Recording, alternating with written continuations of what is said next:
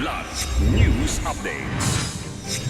Mga balita ngayon, lalaki patay sa pamamaril sa Bukidnon.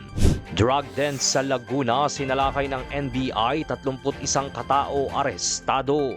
Day 2 ng ayuda, libu-libong delivery riders tumanggap ng 5,000 pesos cash aid sa NCR. Ako po si Cesar Sorian para ihatid ang mga nangunang balita sa buong kapuluan ngayon.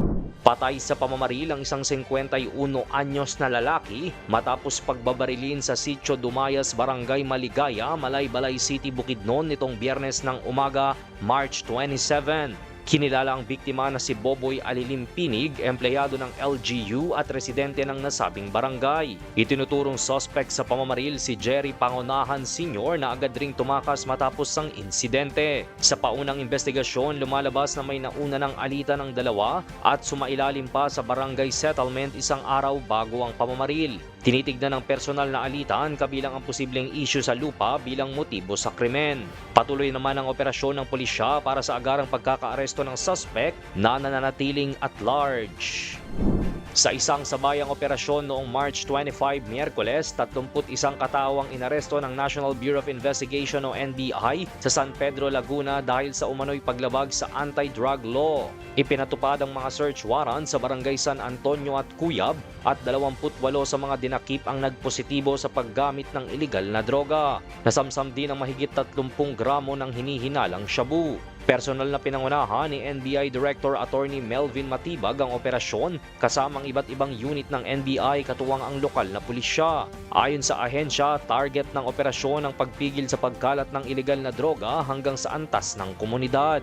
Patuloy ang investigasyon upang matukoy ang posibleng koneksyon ng mga suspect sa mas malaking drug network.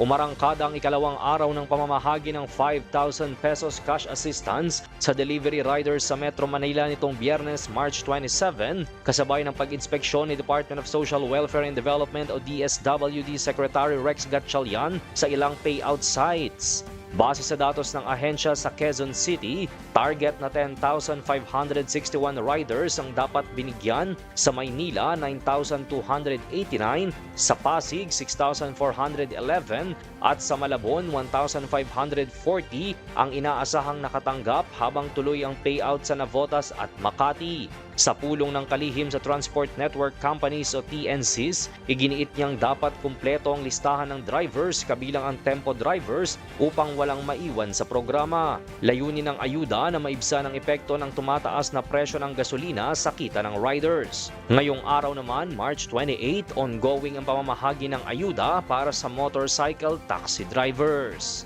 Para sa Kidlat News Channel, ito si Jai Reyes, nag-uulat.